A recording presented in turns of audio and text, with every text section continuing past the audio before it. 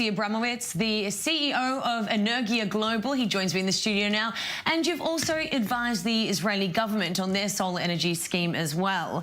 So, Yossi, let's start with that, with solar energy. So, 90% of the renewable energy goal is going to be coming from solar energy. Is that correct? So that is correct, and a lot of this is a bit of a fake out, I'm sorry to say. At a time when the world is looking for real climate solutions, I have historic news for you. And that is, from the Red Sea to the Dead Sea, today marks a full month that all the daytime energy needs of Eilat, the hotels, the kibbutzim, all the factories are being met by solar power.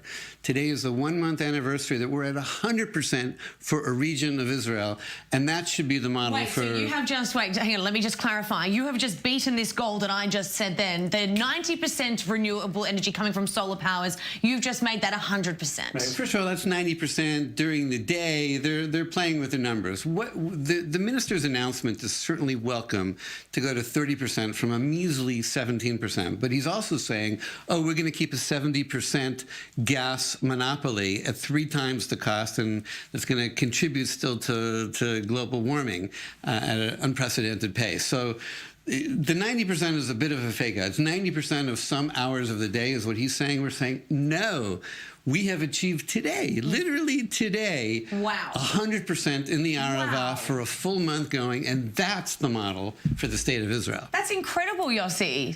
Congratulations on Team that. Effort, we partners, the region, yeah. Well done. So 100% of their power, of their renewable power is solar. 100% of all the electricity during the day in that part. If you go on vacation to Eilat, you don't have to feel bad about having the air conditioning on. Turning on the lights, turning on the air conditioners, everything 100% during the day from the sun. I do feel good about this already. Good. Already. And by 2025, it'll be day and night because we're adding storage.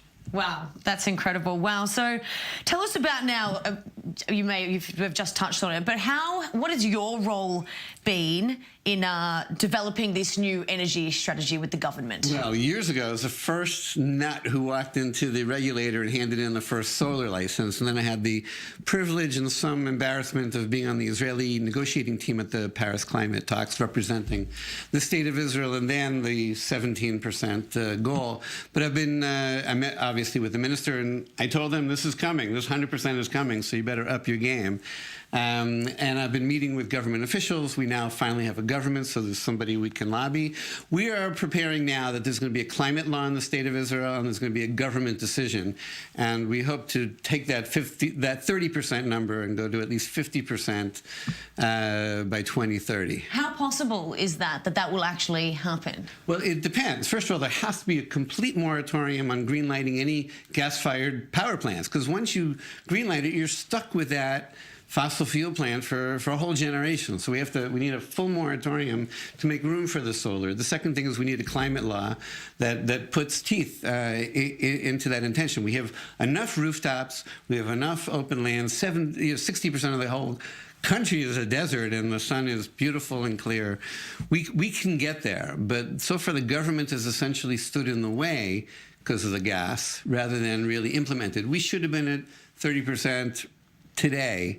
But now we only sit at 6.5%, is that correct? A symbolic amount. And we're a third of the price of natural gas. We bring jobs. The $22 billion that's supposed to go in to hit a 30% goal is from the private sector. The amount of investment that could come into this country if we had a 100% daytime goal will be the largest infrastructure investment in the history of the state, and it's from the private sector. Far, outstripping the gas investment. So we're calling on the government to up their goals from 30% to at least 50% solar goal by 2030. So what is the government's reasoning for only sitting at 6.5% right now? That's incredibly low, especially since you just mentioned as well that this is a desert. Solar panel is obviously the most obvious. Yeah. There's 24 different government offices that are uncoordinated, basically, that touch on this, but there hasn't been leadership. There's been leadership for expensive and polluting natural gas, and that's what they've been pushing. So at this point, I think now that we're so much cheaper, we will help them do the right thing and go for that 100% goal like we've achieved in the Arava. So you've achieved it. You've achieved it in the south of Israel.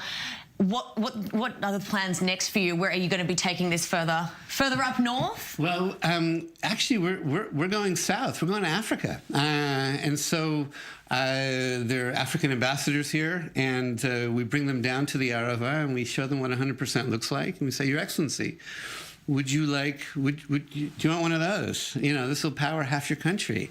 And they say yes. And now we built in Rwanda. We're supplying 6% of their power, and we're currently building in a country called Burundi.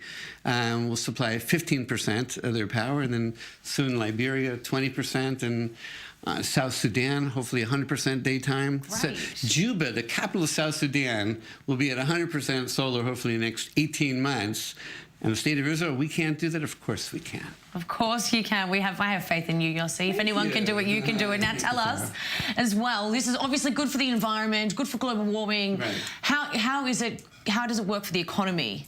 Oh, it's a great economic stimulator. First of all, we are subsidizing natural gas prices. In other words, the price of electricity could be lower, which was good for the manufacturing sector, and the investment in the jobs will be on the periphery where people need the jobs.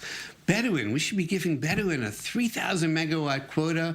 Let them come up with compromises with the government as long as they get the jobs that are associated with that. That would be it'd be the economic engine for the poorest community on this planet. So it will stimulate the economy, and holding it back would only hurts the Israeli consumer.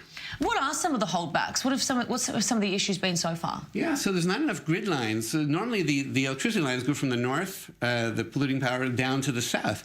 We have to reverse it. We need now more grids from the south to go to the center and the north. But there's not enough confidence by the investment community because the country has been unclear about this.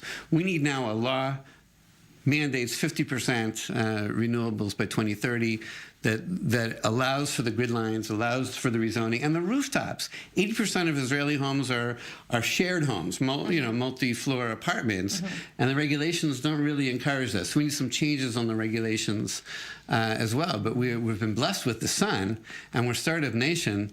This we should be able to do.